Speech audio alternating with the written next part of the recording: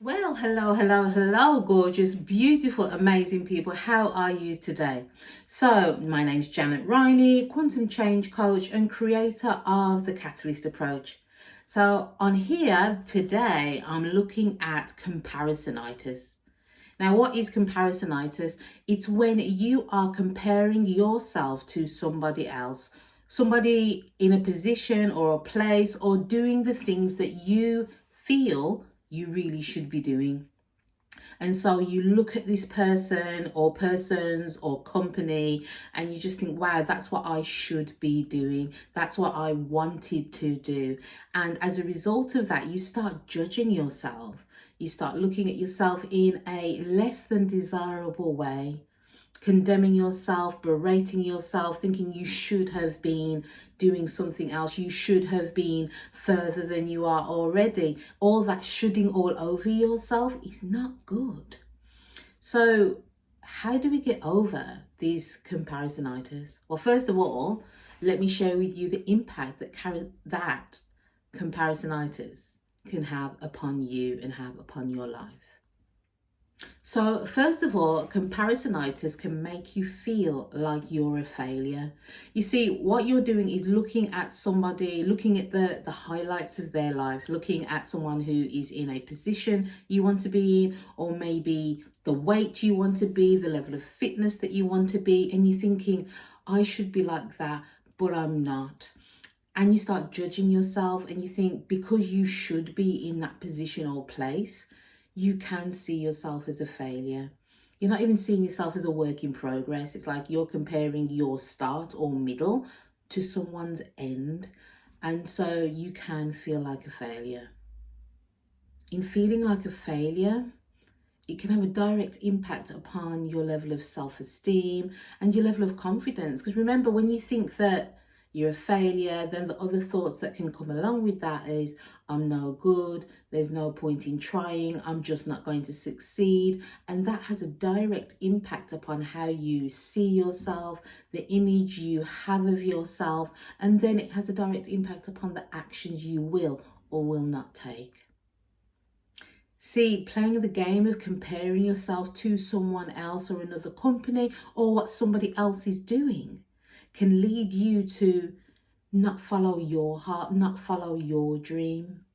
See, we all have, or many of us can have, a passion, a desire to do something, to bring something into the world.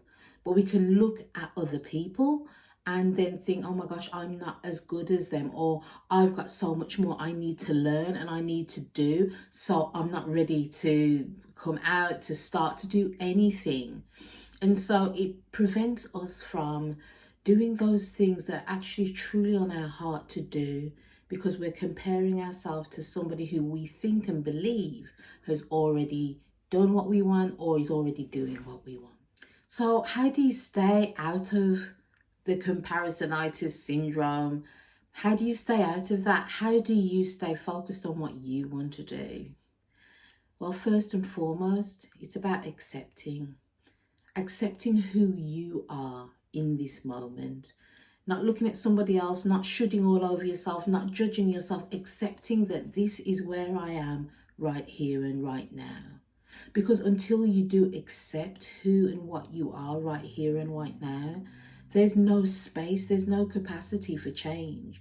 You're too busy with your head filled looking at someone else, judging yourself. There is no space for creativity. There's no space for you to look at what's best for you. And so when you practice acceptance, right here and right now, this is who and what you are and where you are, you can then have some space for clarity, for new thought, for wisdom to come through and to hear something different. So when you have accepted who and what you are, and there is space, it's about looking within yourself, looking at where did this feeling come from when you're comparing yourself to somebody else. Now, you judging yourself and feeling negative about yourself can only come from the thinking you have about yourself and about another person, the narrative that you've created about yourself and about where somebody else is. It always starts from within. It's got nothing to do with the person that you're comparing yourself to, or the company, or whatever. That's irrelevant. It's about how you're thinking about that person, that thing. It's about how you're judging yourself. It's a narrative that you've created about where you should be and not being happy with who you are.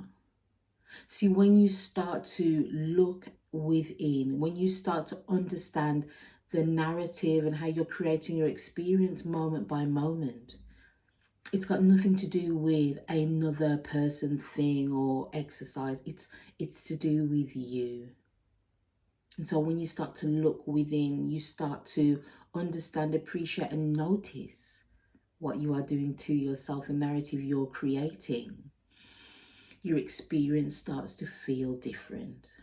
I'm not saying that you stop judging or you stop comparing yourself, but you don't take those thoughts as seriously. You notice what you are doing to yourself, and the experience, the feel of that experience changes. You're not as frustrated. You're not as irritated with yourself. You are kinder, more gentle with yourself. The next thing to look at would be about why you're comparing yourself. Is it because you're frightened of failing? If you do try this new thing, if you do follow your heart, that there's a slight fear at the back of your mind that you may not succeed. There's also a fear of judgment, fear of what others may say. And there's also a fear of succeeding, believe it or not. Many people will sabotage themselves before they get to the goal because it's like, hang on a second, I'm actually doing it, I'm actually there. And there's a fear there as well because you're coming out of your comfort zone, the things that you know. And so in understanding and recognizing that it could be a fear that's holding you back, recognize and acknowledge the fear that you experience, the narrative you're telling yourself. Recognize, accept that, you know what, this is a journey I've never made before. And it is frightening, and I do have fears and I do have concerns. In fact, it may be the first time you're asking for what you actually want and you're not giving yourself permission to go after what you want. So recognize, and I say face those fears, because the fear is, again, your narrative. The fear is, again, what you're telling yourself about this situation. The fear is, again, comparing yourself to somebody else, and that fear of failure, of not living up to your idol, to your image, prevents you from taking that step. So face it, look at what you are doing. It's not something that's separate from you. It is you, and it's your creation.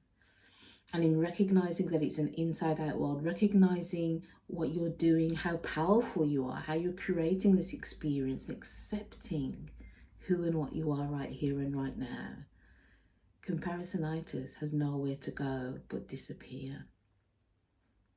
Now, if this is something that you're interested in, particularly if you're creating a program, a project, starting something new, and you want assistance in how you can overcome comparisonitis so that you can move forward with your own goal, your own heart, your own initiative, click the link at the bottom of this blog, and I look forward to seeing you in your own one-to-one conversation. Take care. Bye.